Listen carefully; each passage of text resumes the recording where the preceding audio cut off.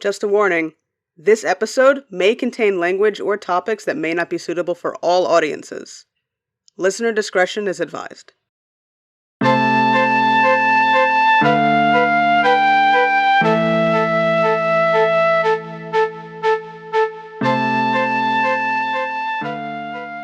On December 31st of 1993, Brandon Teena was brutally murdered in Humboldt, Nebraska, along with two others, by Tom Nissen and John Lotter. This case reached national headlines and brought wide attention to hate crimes and trans issues. The journalists and media covering the case described Brandon in many different ways, from woman who posed as man to crossdresser and much more. On this episode, we explore journalistic integrity, ethics, and how society has changed and evolved since the murder of Brandon Teena.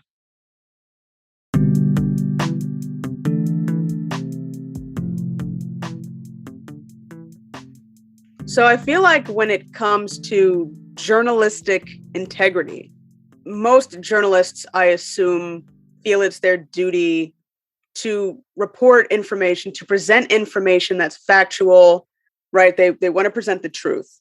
They want to present information without bias. They want to remain objective.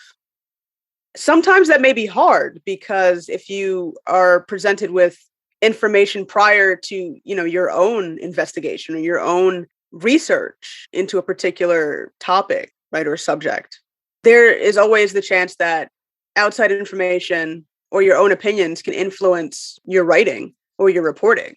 I mean, if you have preconceived notions or ideas about a particular group of people or what it means to identify in a certain way or be a part of a certain community, that could make its way into your reporting and it can taint the story. And it's unintentional. It doesn't mean that you intended for this to happen, right? You didn't mean to misidentify somebody or misunderstand their life or their struggle in life.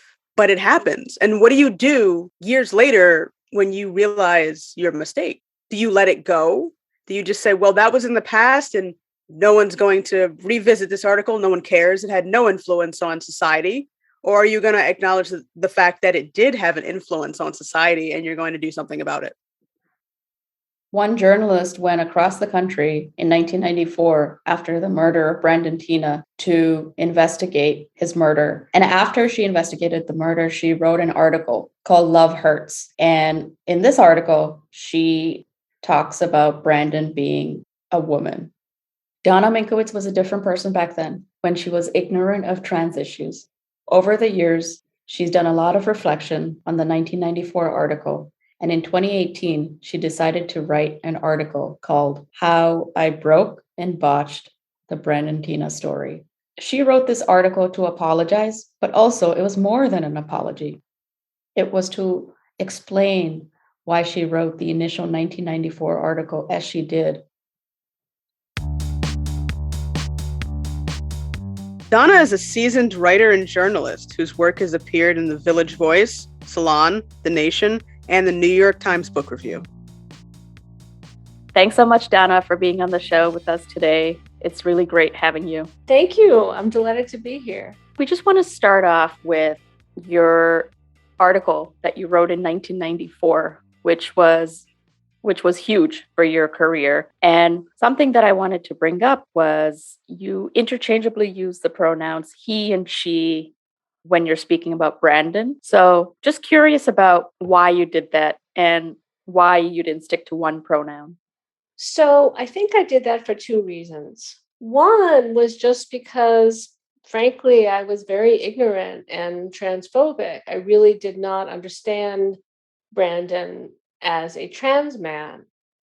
So that was one reason. But another reason I wanted to switch back and forth is I wanted to highlight that such a personal thing as Brandon's own identity had become a point of contention between people, specifically between Brandon's family, who used she pronouns, and Brandon's friends and his surviving girlfriend in Falls City, who used he pronouns. So, I mean, it's complicated. One of the reasons I sometimes used he and him is I wanted to honor the way Brandon wanted to be identified, but obviously I didn't understand how deep that honoring should have gone. I mean, I thought it was really interesting that like these two major factions of people surviving Brandon after he was murdered were were fighting like crazy, like almost for ownership of the body, like ownership of Brandon. Who was Brandon? How did they see him? It struck me that something very important was going on there, that it was such a point of contention. And I think I had my finger on something, but I didn't understand enough that that very point of contention came into how I wrote the article itself. Something that's interesting is that you come from New York City. You were raised here and you're just transplanted in a small town in Nebraska in the 90s. And Yes. so, one, how was that? And two, how different were the two groups that had these different views of Brandon? Those are both really interesting questions. So I went to Nebraska to do the research with Susan Muska, who's a filmmaker, one of the people who later made a documentary about an excellent documentary about Brandon. And Susan and I are both lesbians, and we both at the time looked very lesbian, very identifiably butch. And it was hard for both of us to be there in Falls City, Nebraska, which is a very conservative, very small town. We just both like were as friendly as possible, and being with Susan really helped because Susan's really good at putting people at their ease and she's a great conversationalist. So I had that a little bit, but Susan really had that. We both really put that forward. There was a writer who later wrote a true crime book about the case. This woman's name was Aphrodite Jones, and the book she wrote was called All She Wanted, about Brandon. And we heard that she was going around bad mouthing us to some of the people in the case, like saying like don't talk to them, they're lesbians. So that's pretty funny.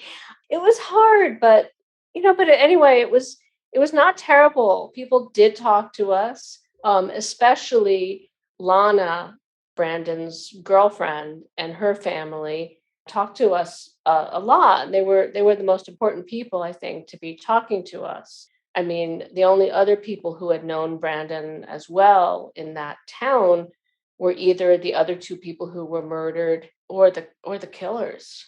So we talked to the people we needed to. We had one moment, Lana liked to sing karaoke. So we went to the country western karaoke bar in Falls City, Nice. where Lana usually went. We both went with her, and it was my first time singing karaoke. And I was trying to pick a song where I wouldn't sound queer. So I did I Fought the Law and the Law Won. That's a good song. That's a good Then I get choice. to the line, she was the best girl I ever had. It's like, oh no. So it was a fail, huh? It's not a Anyway. fail. So anyway, we just got through it.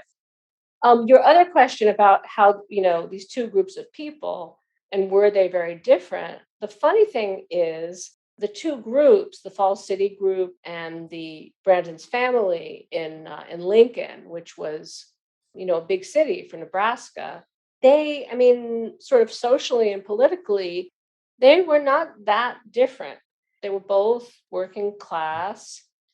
Brandon's family maybe had sort of a little bit more middle, like hopes of rising to the middle class. They'd sent Brandon to a private Catholic school, and Lana's family was really poor. They were on welfare, and they were more looked down on than Brandon's family. But anyway, both of the families were working class and very socially conservative. So they weren't that different. I'd say the biggest difference is Brandon's family grew up with Brandon and had a strong reaction against, wishing to honor his identity as a man. And the people in Falls City, of course, not no, the people in Falls City, with the important, enormous exception of the murderers, saw Brandon as a man. I think Brandon passed as a man for them. And by the time they realized Brandon was trans, his maleness had already been strongly established for them. I mean, just to complicate it a little bit, I mean, Lana's mother, she was a very complicated person, especially politically. She talked about how nice Brandon was, how much she loved him, but on the other hand, she had all kinds of horrible biases when she found out he was trans. She said something to me like, well, I had little babies in the house and I didn't want them getting AIDS from him, and stuff like that. That's interesting because that's something that I think a lot of people experience, right? Is that sort of like duality of the people close to you loving you and accepting you in some way, but then on the other hand, having these completely opposing views to you as well. Yeah, no, absolutely. And of course, Lana and her family, they were good friends with the men who wound up killing Brandon. So that's a whole kind of horrible, complex thing. Yeah. Everybody had different views towards Brandon in terms of understanding Brandon as either trans or lesbian. But when did you have this understanding that the way that you, or even, the people that you were working with at the time on this, sort of had a view that wasn't accurate of Brandon, not seeing that he was trans and just, I guess, making the assumption that he was a lesbian? It really took me a while. I would say it started dawning on me in the very early 2000s.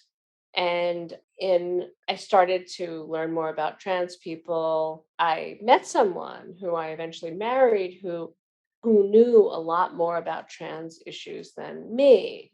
She had studied them in grad school, and she helped inform me a lot.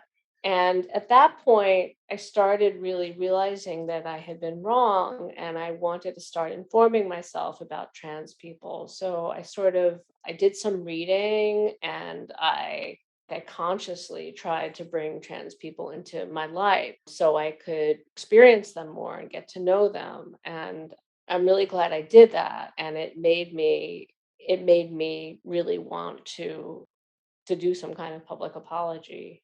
And on that note, when you're from a certain minority community, people expect you to be able to understand everything about that community and almost be like a champion of that community. So did you feel that pressure when you wrote the article in 1994 and then also in 2018? Yes, for sure, in different ways. I mean, in 1994, I think I did not feel the pressure until after the article had come out, because my ignorance about trans people was so great. Afterwards, I was shocked to get the criticism. I was like, what? I thought this article was championing Brandon and, decrying his murder. I remember, the article got a line on the cover of The Voice that week, which said, gender offender. And I meant that as something positive.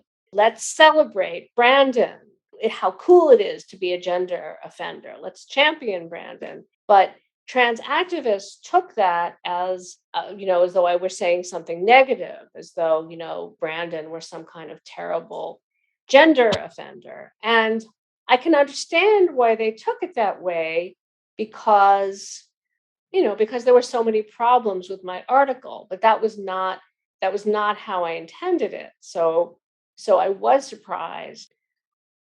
About the 2018 piece, yes, I was definitely frightened that I would get criticized even more for that article. That was the only thing that made me, well, there was one other thing. That was one of the only things that made me hesitate for a second to, to agree to write it was like, oh my God, I'm just going to get criticized even more. Because I had read so much criticism of myself over the years. I mean, not just in, the press or articles, but in a lot of scholarly books, kind of queer theory books, just like, I'd look in the index and there was my name and it's like, Donna Minkowitz, horrible article about Brandon Teena. So yeah, I was afraid. And the one other reason I hesitated was I knew it would take a lot personally to be really open, both about my level of ignorance and bias, and about to be personally open about what may have been making me do different things in the piece. But on the other hand, I had wanted to write an apology piece for a long time. So I think I only hesitated for about 5 minutes. How did you survive all of that criticism? First, like I say, I was really defensive. Like, oh my God, I can't believe this. It was difficult. I mean, around the time, let's see, I did happen to I left the Voice to write a book shortly after the article came out. I guess I'd say within the next 6 months. And I wrote the book on an unrelated topic. So I think that helped. Then in 2000, I got a disabling injury, which kind of put me out of commission for a few years. So I was kind of out of that world. But it was definitely hard to be criticized, to see this so much around me. I'm really glad I finally got over it. I didn't just stick to, well, they must be wrong and they're full of shit. It's all on them. Yes, yes. Obviously, the 90s was a different time than it is now. And what was the climate in the 90s in terms of the general understanding of trans issues? It was really different, completely different. I mean, I should add that, of course, not everyone was as badly informed as me. So I don't want to put this on everyone, but I'd say that I had two assumptions that were pretty widely shared at the time. One was that people were trans if they did some kind of physical intervention to their body, if they took hormones or had surgery or both. There was very little understanding that some trans people didn't or chose not to change their bodies. So that was one big reason why I didn't accept Brandon as trans at the time. I mean, I don't have all the information completely, but I don't think Brandon did any physical interventions. And I also didn't understand that transphobia and kind of a lot of social pressure might have made someone like Brandon say different things about his transition to different people at different times, which he did, to different friends and girlfriends, especially. He would say, like, well, I'm almost done with the transition, or I have this, or sometimes he said, like, I was born with an extra hormone. I mean, he said all kinds of different things. And because he said different things, I kind of just took it that he was lying rather than, it's hard. I'm sure it was really, really hard to be a very young trans man in Nebraska in 1993. So, of course, there were reasons why, he said different things to different people and trying to explain himself to them. But anyway, that was part of the understanding at the time. There was little knowledge of trans people who didn't take any hormones. There was a little bit more awareness in the queer community starting of trans men who might not get genital surgery but took hormones, but very little of, like, oh, you don't have to do anything to your body to identify as trans or be considered trans or have the gender identity that feels right to you. So that was one thing. Another wide misconception that I shared was that all trans people were straight. I mean, I think some of what we were seeing in the 90s was trans people on talk shows. And the talk show host would say something like, whoa, look at this person. He looks like a normal man. And look, here's his wife. And, look, there's her boyfriend. And wow, they're so normal. And that was the line a lot. And that was one reason I and many cis queer people at the time also were afraid on some level that some people were identifying as trans in order to be straight and normal instead of be queer. I mean, I don't know, I'll say I had no idea that trans people came in all sexual orientations, and that no, people weren't doing this to be more socially acceptable or be more normal. And some trans people, saw themselves as conventional and normal, and some didn't. Your article in 1994 was known to inspire Kimberly Pierce, the director of Boys Don't Cry. So that's huge, because that movie was huge, and it really exposed to the general public about, well, one, Brandon Teena's story, and then also about trans issues. So how did that influence the rest of your career? To be honest, it wound up not having that much of an impact for a couple reasons. I mean, it was a shot in the arm to me when I found out that Kimberly Pierce said this, but she actually didn't say it for quite a while. I think years after the movie came out. So I had no idea. And I mean, if I had known at the time the movie came out, I think I would have been really excited. I happen to really like the movie. I think it's really strong, although I know some people have criticized it. But for me personally, the movie, my article, having, inspiring the movie in some way, didn't translate into kind of extra commercial success. I mean, I think one reason was, Pierce didn't talk about it publicly for a while.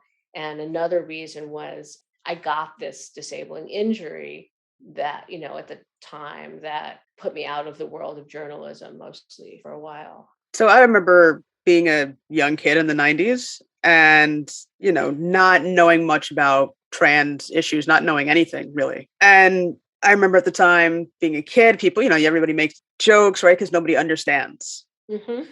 And not to say that the vast amount of people in America had that sort of reaction, because I can't speak for everybody, but would you say that your article had an effect on the way that trans people were seen at the time? Meaning not in a, obviously not intentionally negative, right?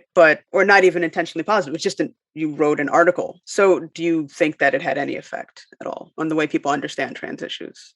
I've been trying to answer that question in my mind. I don't know. On the one hand, I know that my article was hugely influential in how people saw Brandon Teena. And Kimberly Pierce was the one who wound up making the movie. But at the time I kept getting calls from these Hollywood people. It actually was incredibly frustrating. People would call up and say, like, I'm from Madonna's production company and I'm interested in, optioning your article. Anyway, I did not get any bucks.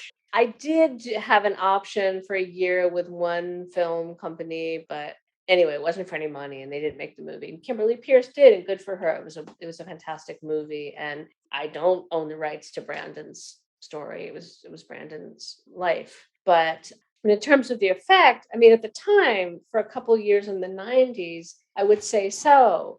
I mean, on the one hand, I think my article portrayed Brandon in a positive light as someone who was leading the kind of life he wanted to, and who should not have been raped and murdered. On the other hand, it did buttress and put out a lot of misconceptions into the world. And I'm sure that had an effect as well. I think that Brandon Teena's story being thrust into the public eye, right? All of America is aware of what happened in Nebraska, and people are, trying to read the news, watch the news, read articles, find out what's going on to maybe get an understanding at the time of how Brandon identified himself, how the people around him identified themselves, and just understand the case in general. And so I think that whatever people read, especially in the 90s, right? It's a different time. The influence of whatever that, right? Yep. That, has an effect. Yeah. And after the article came out, I remember there were a lot of talk shows. Lana's family were flown to New York to be on some talk shows and talk about Brandon. I think probably Brandon's mother, Joanne, was on some talk shows too. Yeah. So it definitely was being talked about. I think it really want to say, I mean, I don't want to defend my article too much, but I do think it made people supportive of Brandon, and to that extent, certainly supportive of trans people living the kind of life they wanted to, without either. I think people were horrified by the sheriff's treatment of Brandon, how he called Brandon and he, basically refused to investigate his rape or apprehend the rapist, which would have prevented the murder. Because certainly one reason why they sought out Brandon to kill him was because he had gone to the police about the rape.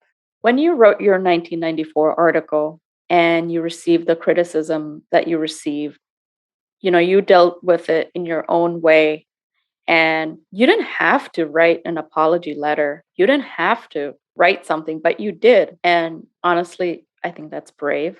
And that's also one of the reasons why we're talking to you, because that's not common. But what was the actual trigger?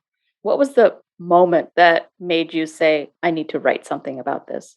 Well, I do want to say that before I wrote the apology article, I had actually apologized to the trans community about 4 years previously in an interview with the San Francisco Bay Guardian, which is basically the queer paper in the Bay Area. I was on a book tour and I was interviewed by the paper. And at the end, they said, do you want to say anything else? And I just said, I want to apologize to the trans community for the way I did this article. So I did that, but nobody really noticed. And I definitely wanted to do something bigger, and I knew that would entail writing something. I'm trying to think if I remember the specific moment. I mean, I thought about it. For years. It may have been after like I mentioned, I was making an effort to have trans people in my life and to understand much more about trans people. And I had a trans male writing student. I teach memoir writing, and I worked with a student both in my classes and also privately on his memoir. And we became friends. And getting to know him, that was one thing I hoped I would get out of getting to know him. But I understood on such a fundamental level, he's not a lesbian. He's not a cis lesbian.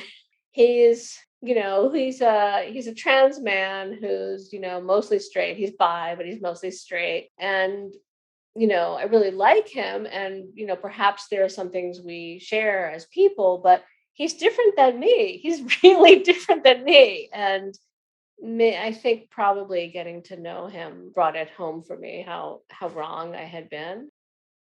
When I was younger, I think I had I think I had much more shame. My public image, when I was writing for The Voice, my public image was much more important to me. And I was much more terrified of appearing bad or imperfect in public. But now that I'm older, I'm less afraid of that. And it feels so much better to not have that shame and that constant worry about looking bad. I mean, on the other hand, it's hard because now we're in the time of social media, like especially Twitter. I hate how mean people are to each other on Twitter, and that they think like somehow like this is just good politics. Like it's like, no, you don't organize people by being mean to them. But yeah, as I got older, I got less scared of having my flaws acknowledged in public, and more wanting to take responsibility for them, I guess. You feel like you didn't have much to lose? Didn't have much to lose. I mean, in terms of this story, I definitely had more to gain by writing about it this way. But I wasn't as worried about being vulnerable. There is one thing I wanted to bring up. This trans male philosopher, Jacob Hale, he wrote about Brandon actually back in the late 90s in this piece I find really fascinating. I forget the exact title, but he basically was talking about sort of what he called the borderline between butch cis lesbian identity and trans male identity. And he wanted to acknowledge that it wasn't necessary politically to keep a rigid border there. Like, who's here? Who's there? And do we have any commonality? And I mean, this article that he wrote is very old, and I'm not sure what he would say now, but it seemed important to me. Also, because there are a few people who identify as both trans, sort of as both trans and in a way butch lesbian, or the late Leslie Feinberg, identified as kind of as a trans man and a butch lesbian at once. And good for Leslie. So not everyone wants to do this, but I like throwing in the mix the idea that our identities can be porous at some points, and we don't have to rigidly police the borders.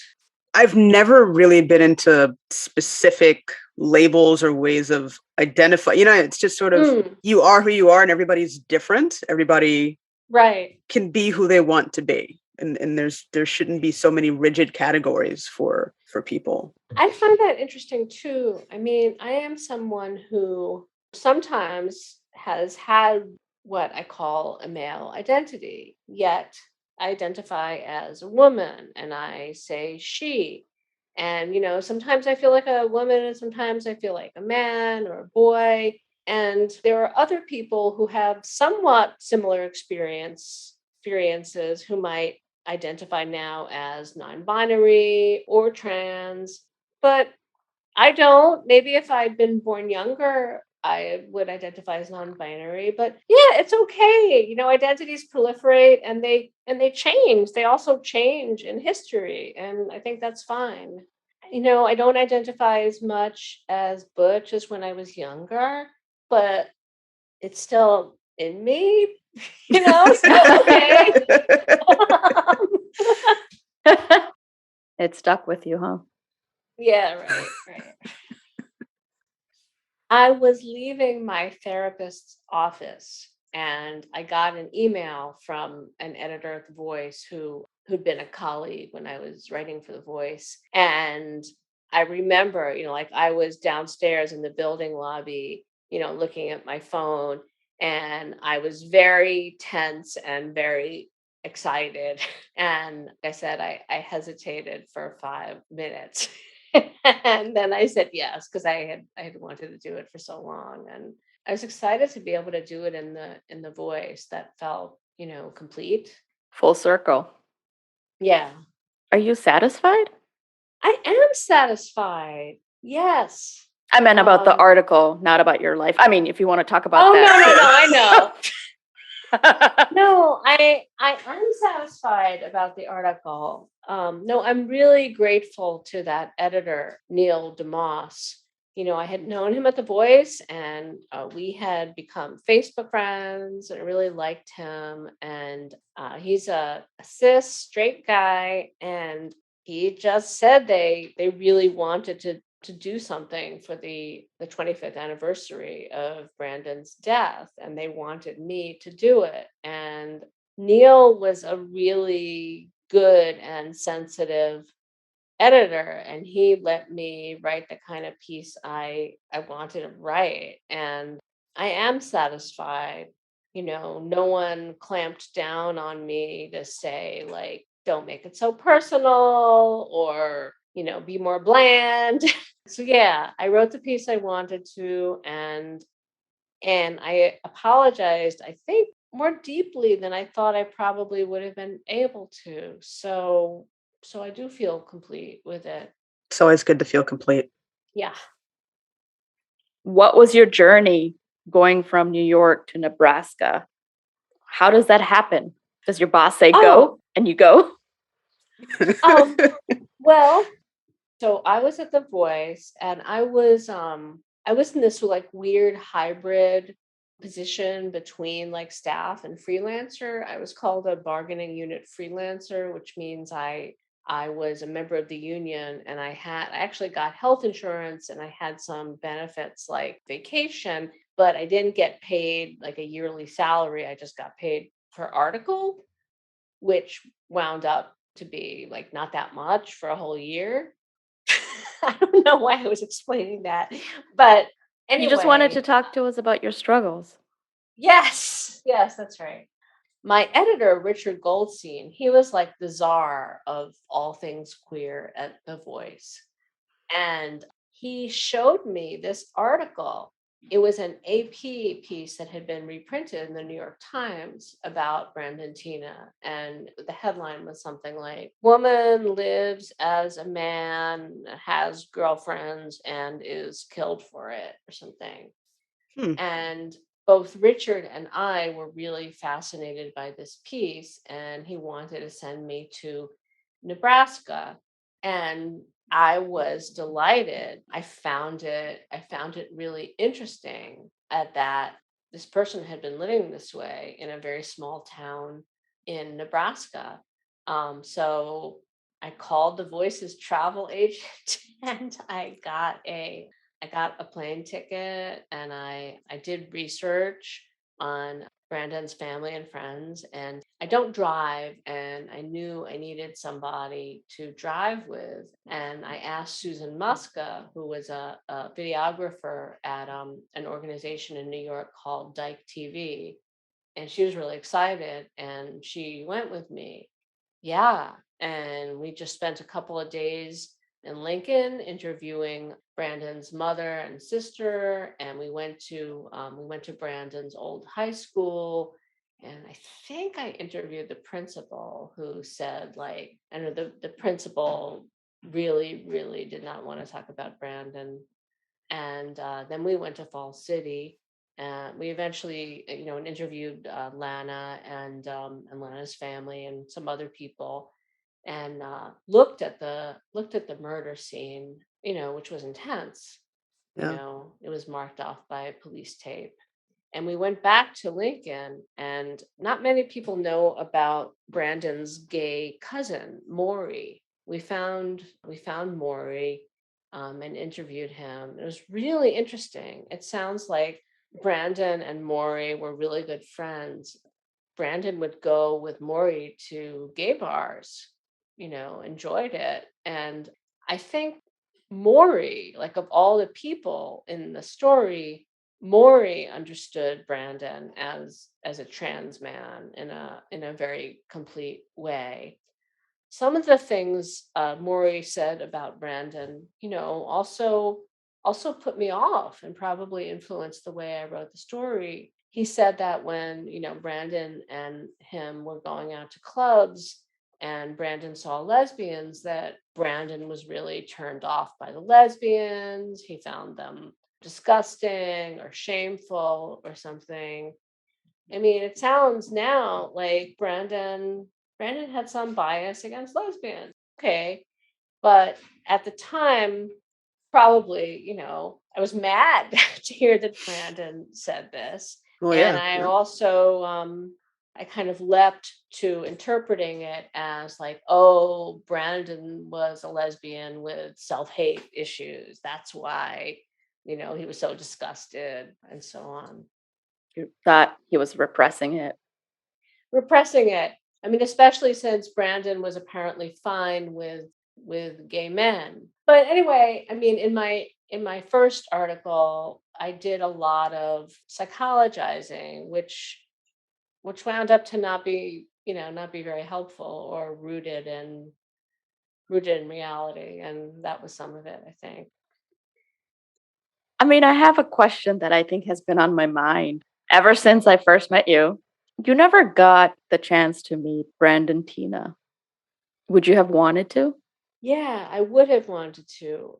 When I was writing the original piece, I was very conscious that I was writing a portrait of someone who had been killed, someone who was dead. So I was writing a portrait of someone I would never meet. And that is a very strange thing to do. I think it is really hard to get such a portrait right. Although I certainly brought my own barriers and problems to getting it right. But if I had met Brandon, I like to hope I would have understood better that Brandon was a trans man. I'm also curious about Brandon, what Brandon was actually like. One of the things that drew my interest to the story was they had all these quotes from the former girlfriends. And Brandon had lots of former girlfriends. Apparently, he was really a ladies' man, and these quotes, as a journalist, it is hard to tell when you read other journalistic accounts if the journalists are kind of schmaltzing it up or if the person was really like this, especially if the person is dead. But anyway, these quotes from the girlfriends were things like, he was the best lover I ever had, and he was so handsome and so charming, and he was the best boyfriend. He never pressured me for sex, and this and that, and always gave me presents. And this image of this very, very charming, very handsome person who women really liked. I mean, these are very young women. Some of them were teenagers, and Brandon himself was very young.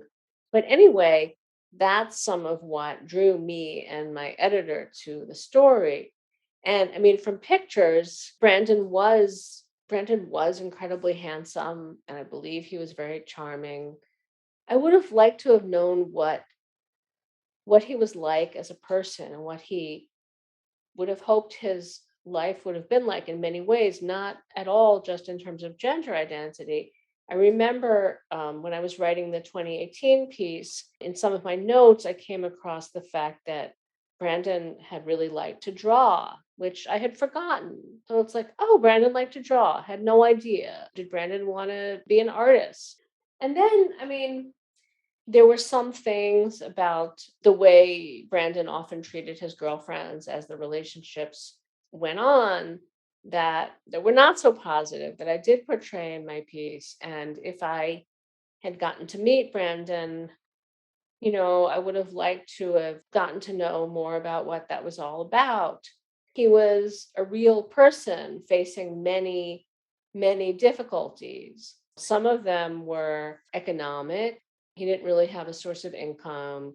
His family was poor, and he didn't go to college. And a lot of the reason why it was hard for him to get a job was because he was trans.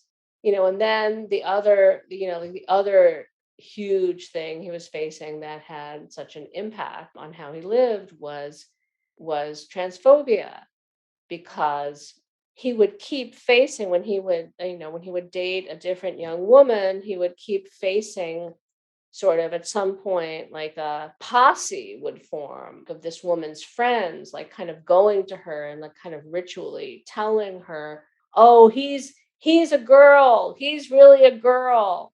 And probably at that point the woman knew what Brandon's body was like, but there were these weird little, as I say, these weird little transphobic posses. So Brandon was constantly facing this kind of threat, which I think sometimes was a physical threat. So I think possibly related to both of these things, Brandon sometimes stole money from his girlfriends, like he would steal their checks, or sometimes, buy lots of presents but put it on their credit card without telling them. And just he was having a hard time, and he had a lot going on, and like all of us, I'm sure could have benefited from a great therapist. And it would have been neat to gotten to talk to him about what his life was really like. But it also, I mean, particularly it would have been really neat if he could have grown up and gotten into a position where he had had more support. I think it would have been interesting for him to see how trans issues are portrayed in 2022. Oh, I think he'd be thrilled. Yeah. Yeah. Totally.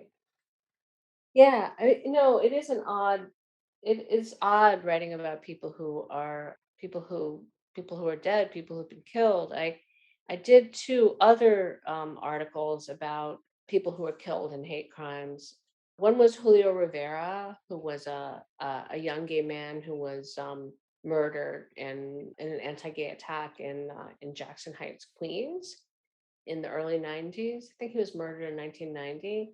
And another one was about, I went to Laramie, Wyoming to write about Matthew Shepard.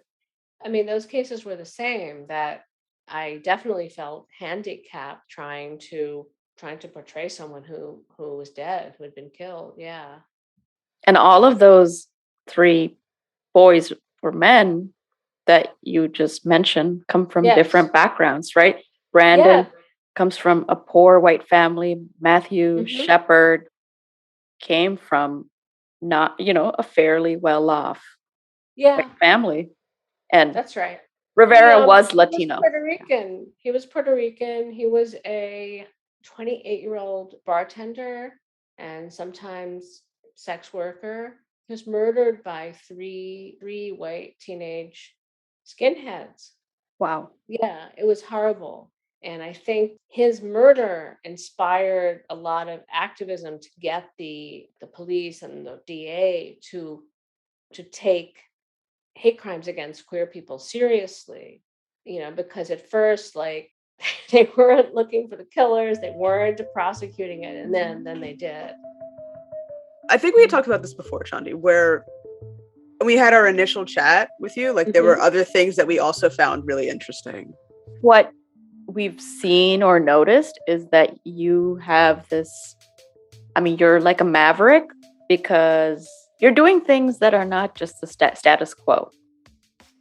Doing something that may put yourself at risk. You're doing things like infiltrating, a right-wing group, because you're naturally curious and you want to expose, or you want to teach the public about this community. So it seems like we see that common thread in the work that you do.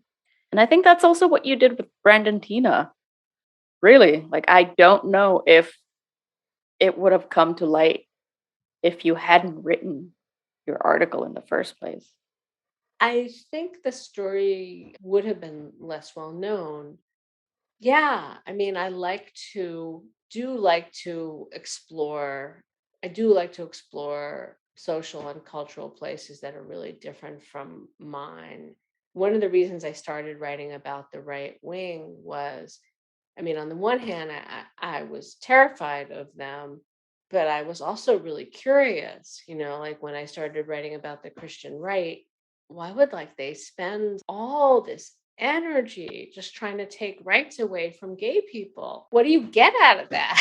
So I was really curious. And also, some of them did their religion in these weird ways that were kind of cool, like getting the spirit and pretending to speak in ancient Babylonian.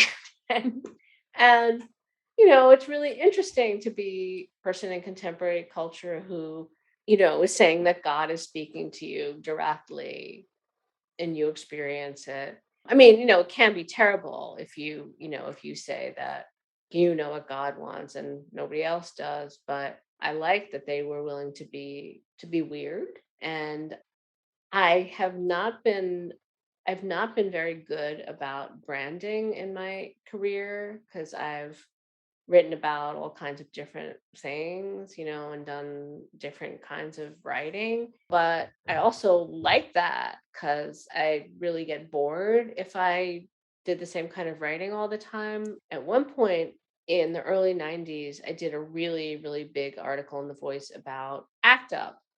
And I had been involved in ACT UP and I was really passionate about ACT UP. I still it's my kind of like one of my favorite political groups ever.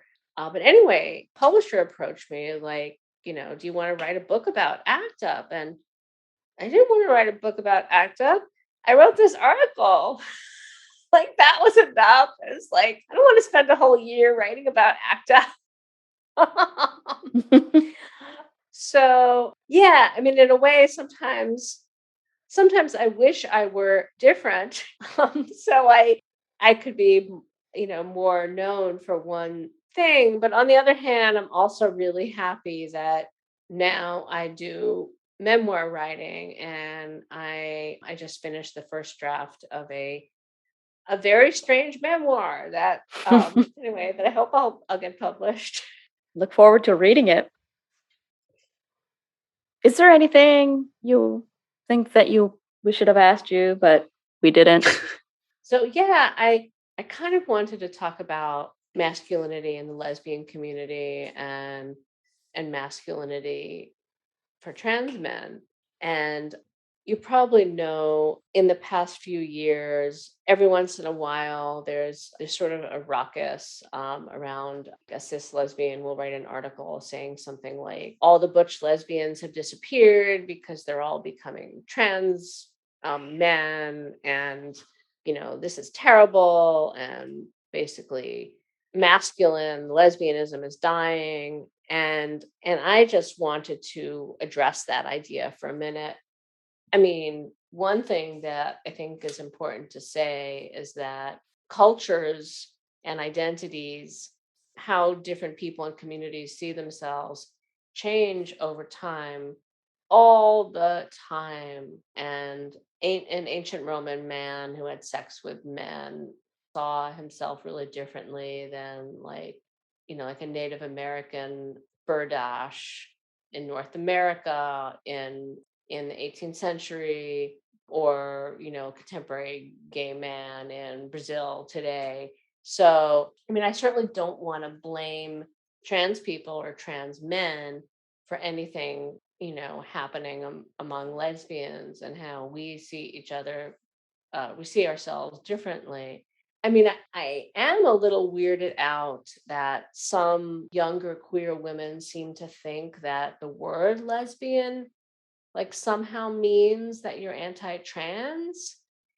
I think this is really weird. I don't think there's any reason for it. I mean, the only lesbian does suggest that someone identifies as female, so queer covers more people. And it also can more readily cover non-binary people than lesbian can. But I think it's fine. People should call themselves however they want. Sometimes I call myself queer, sometimes I call myself lesbian.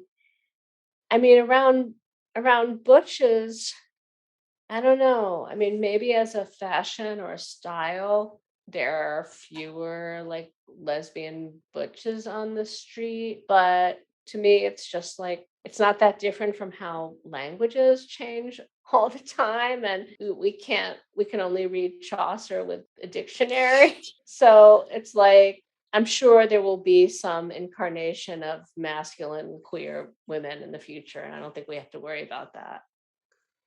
Yeah, I think things definitely do change over time. People change over time. Communities and society change. Yeah, So, totally. Yeah.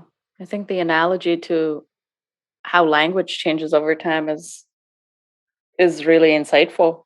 So it's almost as if that it's expected that language around, trans issues or the LGBTQ plus community will change, or because it has changed. Yeah, it will change. Yeah. Yes, it has changed. In 20 years, it'll probably be totally different. Donna, thank you so much. Thanks for being on the show. Yeah, thank you. You're very welcome.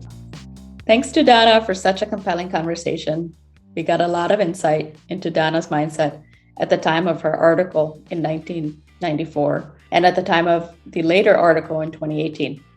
Besides the many articles she's written, Donna is also the author of Growing Up Gollum, How I Survived My Mother, Brooklyn, and Some Really Bad Dates. She's also the author of Ferocious Romance, which won a Lambda Literary Award. And she is currently working on an amazing new book that is tentatively titled Donnaville, which you can find excerpts to on her website, and we will give you the link on our website in the show notes. Don't forget to subscribe, like, or follow us on whatever platform you get your podcasts. Thanks for listening to another episode of Bound by the Book. See you next time.